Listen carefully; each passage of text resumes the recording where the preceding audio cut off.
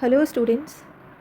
मैं स्टार्टिंग में आपको इस चैनल के बारे में बता देती हूँ that I am starting this free initiative for the agriculture students because during my preparation phase मुझे एक भी ऐसा एक्सक्लूसिव चैनल नहीं मिला जो कि एग्रीकल्चर को कवर करता हो। हमने कल एक चैप्टर कवर कर लिया था, introduction to agronomy, and now we are moving to the next chapter, seeds and sowing. Okay, so हम पहले देख लेते हैं हमें क्या क्या कवर करना है। तो हम सीड के बारे में पढ़ेंगे, सीड वर्सेस ग्रेन के बीच में डिफरेंस देखेंगे, seed selection and quality, then classification system, methods of sowing, then factors affecting sowing management and seed dormancy. ठीक है, तो ये 7 कंपोनेंट्स हैं जो हमें आज की क्लास में कवर करना है। So will start with the first thing, that is introduction to seeds. Right, तो सीड्स बेसिकली होते क्या हैं? तो सीड के डेफिनेशन अभी हम यहाँ पे देखेंगे। पहले हम इसके 3 जो रोल है, जो 3 इंपॉर्टेंट रोल है वो देख लेते हैं। फर्स्ट, इसका वाइटल रोल क्या है कि एक हेल्दी क्रॉप के लिए एक हेल्दी सीड का होना बहुत ज़रूरी होता है। सेकंड, अगर आपका सीड की क्वालिटी अच्छी होगी तो प्रोडक्टिविटी भी इंक्रीज़ होगी, प्रोडक्टिविटी इंक्रीज़ होगी तो फार्मर को प्रॉफिट जो है वो भी ज़्यादा होगा। इसीलिए financial impact, yield determination and vital role for a healthy crop. तो ये तीनों चीज़ें तो हो गई एक सीड क्वालिटी के ऊपर भी। Now moving to the next point, that is definitions of seeds and grain. तो सीड क्या होता है? Seed is an embryonic part जो कि किससे कवर्ड होता है? सीड कोट से कवर्ड होता है। ठीक है, और इसके अंदर फूड भी स्टोर्ड रहता है। It is formed from the ripened ovule of a plant after fertilisation, यानी कि फर्टिलाइजेशन के बाद में एम्ब्रियो का फॉर्मेशन होगा, and that is what seed, जो कि सीड कोट से कवर्ड रहेगा, एंड इसी से हमारा जो प्लांट है वो ग्रो करेगा। बट ग्रेन क्या होता है? जब हमारा प्लांट ग्रो हो जाएगा उसके बाद में जो हमें फ्रूट मिलेगा, that is what grain. A grain is a small edible fruit, usually hard on the outside and harvested from crops. जैसे कि वीट एंड राइस में क्या होता है, जो फ्रूट बॉल और सीड कोट होता है वो दोनों फ्यूज्ड होते हैं together. Okay, so this is the basic definitions of the seed and grain. So क्या है सीड? एक एम्ब्रियोनिक पार्ट है। ग्रेन क्या है? एक एडिबल फ्रूट है। तो कोई भी अगर बेसिक डिफरेंस पूछ ले तो यही सबसे इंपॉर्टेंट है। Right, okay, will see the difference between the seed and grain. Seed क्या होता है? अगर हम बेसिक डेफिनेशन के बीच में इसका डिफरेंस देखें तो सीड क्या है? एक राइपेंड ओव्यूल है जिसके अंदर क्या है? एम्ब्रियो। ग्रेन क्या है? एक फ्रूट है एंड और a fused seed coat plus fruit. ठीक है, नेक्स्ट डिफरेंसेस, पर्पस, ये क्यों यूज़ करते हैं हम सीड को? फॉर प्लांटिंग एंड और प्रोपगेशन, और ग्रेन का हम यूज़ क्यों करते हैं? कंजम्पशन के लिए। ठीक है, नेक्स्ट इज ट्रीटमेंट। जो हम सीड्स हैं उनको हम, जैसे कि फंजीसाइड्स हो गए, पेस्टिसाइड्स हो गए, वीडीसाइड्स हो गए, इनसे ट्रीटमेंट करते हैं ताकि हमारा प्लांट जो है वो हेल्दी हो, उस पर कोई डिजीज़ ना लगे। लेकिन हम ग्रेन के ऊपर ट्रीटमेंट नहीं करते हैं बिकॉज हम उसे डायरेक्ट कंज्यूम कर रहे हैं। तो हम अवॉइड करते हैं कि इसका हम कोई भी केमिकल से ट्रीटमेंट ना करें। Next difference is genetic purity. Seed में जेनेटिक प्योरिटी बहुत ही इंपॉर्टेंट रोल प्ले करता है, ग्रीन में ये इतना प्राइमरी कंसर्न नहीं है। तो ये 4 डिफरेंसेस हैं सीड और ग्रीन के बीच में। Now moving to the next thing, अब देख लेते हैं सीड क्या है? Ripened ovule. ग्रीन क्या है? Edible fruit. और सीड्स जो है वो सोइंग के लिए यूज़ होता है, ग्रेन्स किसके लिए यूज़ होता है? For eating. Third point is seed selection and quality. अब आप एक एग्रीकल्चर ग्रेजुएट हो, आपसे कोई बेसिकली पूछ ले, फार्मर या कोई भी, कि सीड सिलेक्शन करना तो है लेकिन हम किस बेसिस पे सीड सिलेक्शन करें, तो आप क्या बताओगे? तो बेसिक एक जनरल नॉलेज के लिए आपको ये चीज़ पता होनी चाहिए। तो हम क्या क्या बताएंगे उन्हें कि पहली बात तो हमें सीड किससे लेना है? एक हेल्दी प्लांट से लेना है।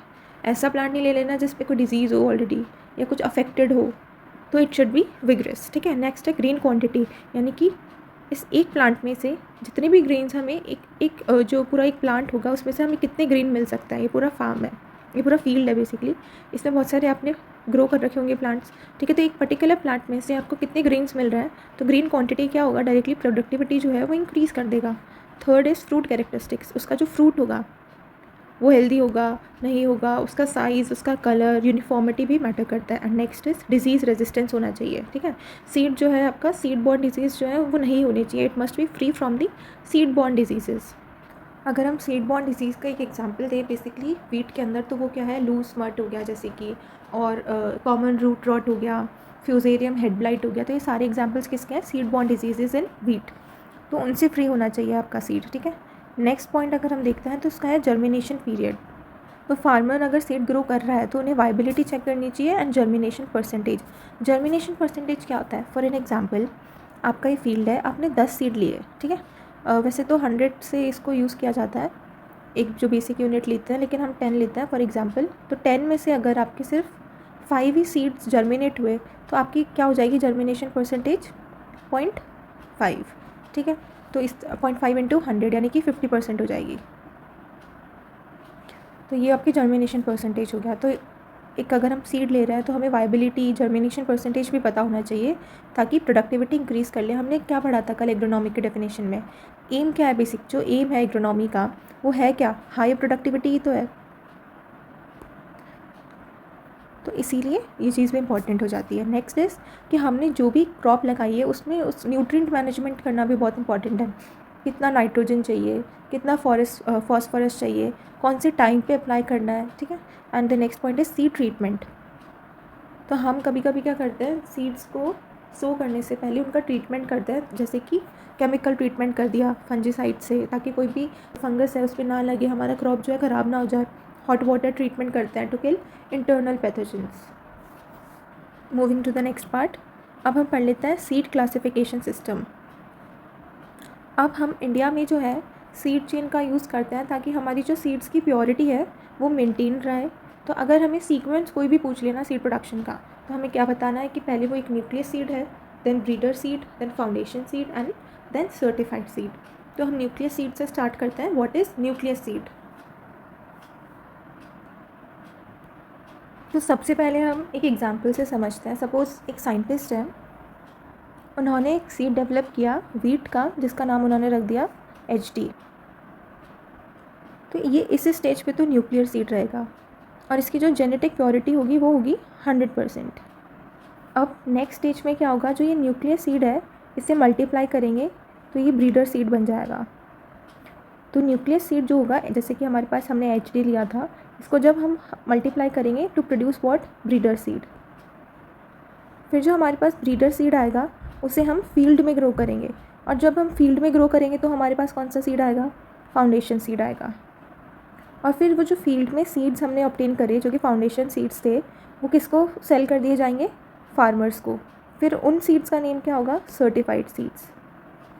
And it is used for the commercial crop production and it is checked and certified by the seed certification agencies and it is sold directly to farmers। ठीक है, तो हमने ये चारों सीड प्रोडक्शन चेन देख ली। अब एक बार हम यहाँ से कोई डेफिनेशन देख लेते हैं। So it's initial handful of seeds produce by the original breeder जो है, ठीक है, वो इसे प्रोड्यूस करेंगे। इसकी जेनेटिक प्योरिटी होगी 100%, लेकिन ये जनरल डिस्ट्रीब्यूशन के लिए अवेलेबल नहीं होगा। Next is breeder seed. जब हम इसे मल्टीप्लाई करेंगे, और ये कौन सी एजेंसीज रिस्पॉन्सिबल होती है इसके लिए? ICAR या फिर स्टेट एग्रीकल्चरल यूनिवर्सिटीज़।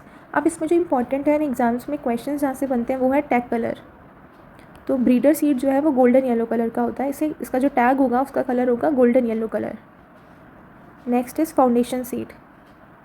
ठीक है, ये कौन सा सीड था जो हमने फील्ड में ग्रो करा था? इसके लिए इसको कौन प्रोड्यूस करता है? नेशनल सीड्स कॉर्पोरेशन या फिर state farms corporation of India या फिर स्टेट सीड कॉर्पोरेशंस। और इसका टैग कलर क्या होता है? वाइट। और इसके कुछ स्टैंडर्ड्स होते हैं। It must meet the Indian minimum seed certification standards. Next is certified seed जो कि हम फार्मर्स को सेल करेंगे, एंड इसका टैग कलर कौन सा होगा? Blue. And it is sold to farmers for commercial crop production. तो हमने ये देख लिया सीड प्रोडक्शन चेन, जिसमें हमने देखा nucleus seed, then breeder seed, then foundation and then certified seed. और जो सर्टिफाइड सीड है उसे सेल कर दिया जाएगा टू दी फार्मर्स। अब हम मेथड्स ऑफ सोइंग देख लेते हैं, जिसमें फर्स्ट मेथड क्या है सोइंग का? ब्रॉडकास्टिंग। इसका मतलब बहुत इजी डेफिनेशन ये है कि हम क्या करते हैं, सीड्स हमने लिए हाथ में एंड डायरेक्टली रैंडमली हमने स्कैटर कर दी अपने फील्ड के अंदर। That is what? ब्रॉडकास्टिंग। तो स्कैटरिंग और spreading seeds randomly on the soil surface by hand, mechanical spreader और एरोप्लेन। यानी कि डायरेक्टली फील्ड है और हमने रैंडमली स्कैटर कर दिए, कोई हमने मेजरमेंट नहीं देखा कितने डिस्टेंस पे हमें लगाना है सीड को, नहीं, रैंडमली हमने करा है, तो दैट इज़ ब्रॉडकास्टिंग। इसका एडवांटेज क्या है कि ये सबसे बहुत जल्दी होता है, चीपेस्ट मेथड है। लेकिन इसका डिसएडवांटेज क्या होगा? अगर ये एक फील्ड है तो 2 सीड्स तो इतने दूर हो गए, 3 कुछ बिल्कुल ही पास हो गए, तो अब यहाँ पे क्या होगा? जो यहाँ पे क्रॉप प्रोडक्शन मतलब क्रॉप हम लगाएंगे वहाँ पे न्यूट्रिएंट का क्या होगा? कंपटीशन हो जाएगा। और यहाँ पे जहाँ दूर दूर सीड्स थे वहाँ पे बहुत ज़्यादा ही अवेलेबिलिटी हो जाएगी, वहाँ पे हम ज़्यादा क्रॉप लगा सकते थे, लेकिन हमने वहाँ क्या कर दी? उस एरिया में प्रोडक्टिविटी कम कर दी। यहाँ पे हमने बिल्कुल ज़्यादा डेंसिटी कर दी, तो सबको क्या हुआ? न्यूट्रिएंट्स जो मिलने चाहिए थे वो मिल नहीं पाए, लीक हो गया, लीक ऑफ न्यूट्रिशन हो गया। सो this is the disadvantage of the broadcasting.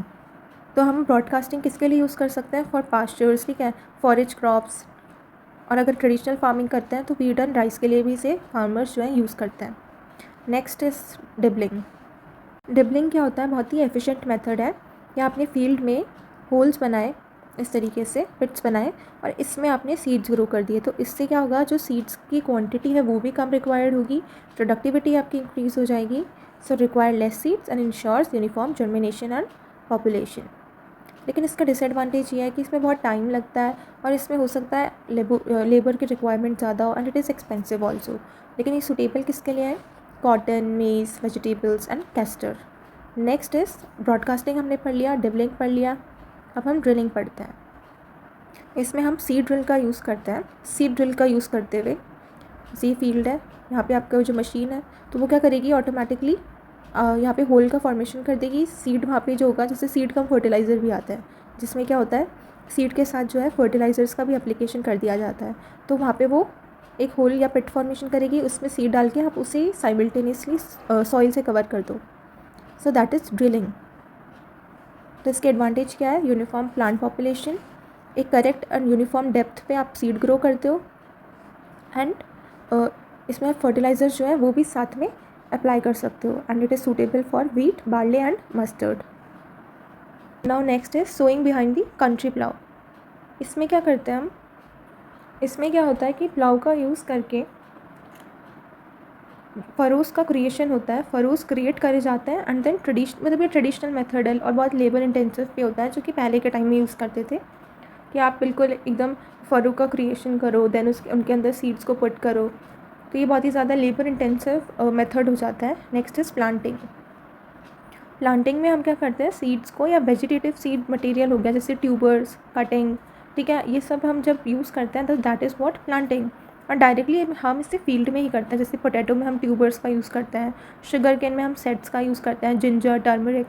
And transplanting क्या होता है, प्लांटिंग ट्रांसप्लांटिंग में क्या डिफरेंस है, प्लांटिंग तो हम डायरेक्टली फील्ड में ही कर देंगे, लेकिन ट्रांसप्लांटिंग हम कहाँ करेंगे, पहले नर्सरी में सीडलिंग्स को रेस करेंगे, देन उन सीडलिंग्स को कहाँ पे हम लगा देंगे, प्लांट कर देंगे अपने मेन फील्ड में। इससे हम क्या कर सकते हैं, वीड मैनेजमेंट जो है वो ईजी रहता है इन दी इनिशियल स्टेजेस। और ये किसके लिए सूटेबल है, for small seeded crops like rice, ragi, tomato, chilli and brinjal. Next is pre monsoon और ड्राई सोइंग। तो इसमें क्या होता है, फील्ड है, इसके अंदर हम डायरेक्टली सीड्स को सो कर देते हैं जब बारिश आने वाली होती है, और वो क्या होती है, जैसे ही बारिश आती है फील्ड पे तो वो अपने आप ही जर्मिनेट होने लग जाते हैं। यानी कि क्या होगा, बेसिकली मानसून से पहले हमने सीड्स को सो कर दिया ताकि इरीगेशन जो है वो उन्हें डायरेक्टली अवेलेबल हो जाए। ये बेसिकली राजस्थान में भी किया जाता है, बहुत प्रोमिनेंट है। Now moving to the next, that is factors affecting sowing management. यानी कि अगर हम सीड को सो कर रहे हैं तो कौन कौन से फैक्टर्स हैं जो कि रिस्पॉन्सिबल होंगे सीड जर्मिनेशन के लिए। तो हम अगर मैकेनिकल फैक्टर्स देखते हैं तो पहला है सीड साइज़ एंड वेट। जो हैवी एंड बोल्ड सीड्स होते हैं उनके अंदर रिजर्व फूड ज़्यादा होता है, तो उसकी वजह से क्या होता है, विग्रेस सीडलिंग का फॉर्मेशन होता है एंड हमें एक हेल्दी क्रॉप देखने को मिलता है। Next is depth of sowing.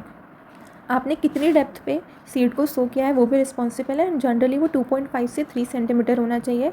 अगर लार्ज सीड्स हैं तो हमें उन्हें थोड़ा सा डेप्थ जो है ज़्यादा रखनी होगी, और अगर स्मॉल सीड है तो हमें ज़्यादा डेप्थ रखने की रिक्वायरमेंट नहीं होती है। And deeper sowing is done in dry soils to reach moisture zone and shallow sowing in wet soils. अब हम देखेंगे हाइपोजियल एंड एपिजियल क्या होता है। सो हाइपोजियल में, हाइपो मीन्स बिलो, तो इसमें क्या होता है, जो कॉटिलिडन्स होते हैं वो सॉइल के नीचे होते हैं, जो एपिकोटाइल है वो ग्रो करता है एंड जो प्लम्यूल है उससे पुश करता है अबव द सॉइल। तो इसमें कॉटिलिडन्स जो है वो ग्राउंड के ऊपर नहीं आएंगे and will act as a food storage organ below the soil, ठीक है। तो ये इसके एग्जांपल्स अगर हैं, देखिए हम, तो मेज़ हो गया, वीट हो गया एंड पी। तो इसकी इतनी सी ट्रिक है कि hypo, what does this hypo means, below. Hypo का मतलब होता है बिलो, ठीक है। तो क्या हो गया, कॉटिलिडन जो है वो सॉइल के नीचे ही रहते हैं। And next is epigeal. Epigeal में क्या होता है, जो कॉटिलिडन्स होंगे वो सॉइल के ऊपर आ जाते हैं। इसमें हाइपोकोटाइल ग्रो करता है और कॉटिलिडन को क्या है, ग्राउंड के ऊपर पुश करता है, ठीक है। अब हम अगर इस पॉइंट को मैं थोड़ा सा अच्छे से एक्सप्लेन करूँ तो वो ये है कि हाइपोजेल की हम बात करें अगर, तो एपिकोटाइल ग्रो करता है एंड प्लम्यूल जो है उससे सॉइल के ऊपर पुश करता है, तो कॉटिलिडन तो नीचे रह गया। और अगर एपिजियल की हम बात करें तो हाइपोकोटाइल ग्रो करता है और जो कॉटिलिडन है उसको पुश करता है अबव द ग्राउंड, तो इसमें कॉटिलिडन जो है वो ऊपर चले जाते हैं अबव द ग्राउंड, इसमें एपीजियल में, एंड हाइपोजियल में बिलो द सॉइल, ठीक है, बिलो द ग्राउंड। तो इस एपीजियल की अगर हम बात करें तो वो है बीन, कैस्टर एंड टैमरिंड। चलो मैं इसे डायग्राम से एक्सप्लेन कर देती हूँ, समझ नहीं आएगा। पहले हम एपीजियल जर्मिनेशन देख लेते हैं। एपीजियल, ठीक है, सपोज ये एक सीड है एंड ये क्या है, रेडिकल, तो ये क्या है, सीड। नाउ ये हो गया नहीं, ये हो गया हाइपोकोटाइल एंड ये हो गई रूट।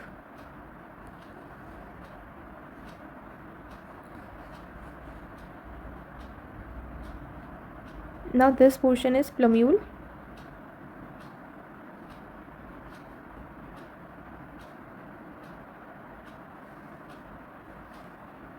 एंड जो कॉटिलिडन्स हैं वो भी ऊपर रहेंगे अबव द ग्राउंड। तो ये हमने देख लिया एपीजियल का। अब हम देख लेते हैं हाइपोजियल जर्मिनेशन। इसमें क्या होगा, सेम सीड्स है एंड ये रेडिकल है। Now this is what, plumule and this is what, root. अब क्या होगा, यहाँ पे ये प्लम्यूल है अबव द ग्राउंड, लेकिन इसमें कॉटिलिडन कहाँ होगा, बिलो द ग्राउंड, और यहाँ पे रूट्स। तो ये बिलो द ग्राउंड है, तो ये कौन सा जर्मिनेशन हो गया, हाइपोजियल जर्मिनेशन। तो आई होप ये आपको समझ में आ गया होगा। अगर नहीं आया तो एक बार आप इसका डायग्राम भी चेक कर लेना। Now moving to the next point, that is seed bed texture.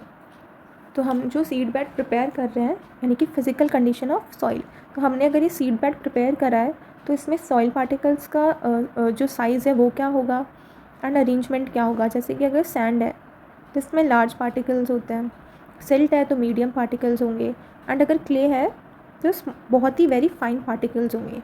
तो इन तीनों ही जो सॉइल टाइप्स हैं, तीनों का ही बहुत बड़ा इम्पैक्ट होगा कि आपको कौन सा क्रॉप ग्रो करना है। तो सीड बेड टेक्सचर भी बहुत इंपॉर्टेंट होता है। So we should minimise the crust formation and maximise the aeration. Now next point is seed soil contact. इसके अंदर हम क्या देखते हैं, कॉन्टैक्ट का बेसिकली मीनिंग क्या है कि सीड जो है वो कितना मॉइस्चर एब्जॉर्ब कर पा रहा है अपनी सराउंडिंग से, सॉइल में।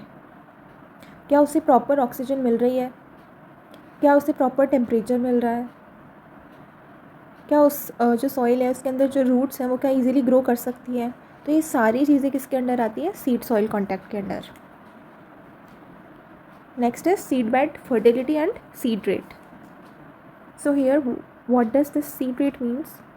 So it is the quantity of seed required to sow 1 hectare of land. अगर हमें 1 hectare of land में seed grow करने हैं तो कितने seeds, कितनी quantity होनी चाहिए seeds की, that is what seed rate for 1 hectare, ठीक है। Next soil moisture। soil moisture जो है ना ज़्यादा कम होना चाहिए ना ज़्यादा होना चाहिए, बिल्कुल एकदम बैलेंस्ड होना चाहिए। अगर ज़्यादा होगा तो क्या होगा, हमारे क्रॉप का ख़राब होने के चांसेस जो हैं वो बढ़ जाते हैं, ठीक है। तो अगर हम रिजेस पे सो कर रहे हैं तो वो ज़्यादा रिकमेंड किया जाता है पुअरली ड्रेन सॉइल से, ताकि वहाँ पे क्या हो, फील्ड में फ्लडिंग ना हो जाए, ठीक है। तो बहुत सारे जैसे राइस होता है उसमें इरिगेशन की बहुत, वाटर की रिक्वायरमेंट बहुत होती है, तो हर चीज़ देखनी पड़ती है, ठीक है। फील्ड को मैनेज कैसे करना है, कौन से टाइप की सॉइल है, कहीं वहाँ पे फ्लडिंग ना हो जाए, कहीं जो बिल्कुल सॉइल है उसके अंदर वाटर का एब्जॉर्प्शन ही ना हो, और ऑक्सीजन अगर डेफिशिएंट हो जाएगी तो पूरा क्रॉप जो है आपका फेल हो जाएगा, क्रॉप हो ही नहीं पाएगा। ये सिचुएशन कब अराइज होती है, जब रेनफॉल एक्सेस में हो जाती है, तभी तो फसल ख़राब होती है, क्योंकि पानी बिल्कुल भर जाता है। जितनी थ्रेशोल्ड लेवल है सॉइल का वाटर को एब्जॉर्ब करने का, वो उससे ज़्यादा बढ़ जाता है, जो उसका थ्रेशोल्ड है उससे ज़्यादा चला जाता है। एंड क्या होता है, जो सॉइल है उसके अंदर जो रूट्स होंगे उन्हें ऑक्सीजन नहीं मिल पाएगी ढंग से, तो उससे क्या होगा, पूरा आपका क्रॉप जो है वो ग्रो ही नहीं कर पाएगा, एंड पूरा आपका जो जितने भी फार्मर है उसको पूरा लॉस हो जाएगा। So will continue with the biological factors from tomorrow. तो आज के लिए इतना ही। If you like it then please do like, subscribe and share. Bye bye.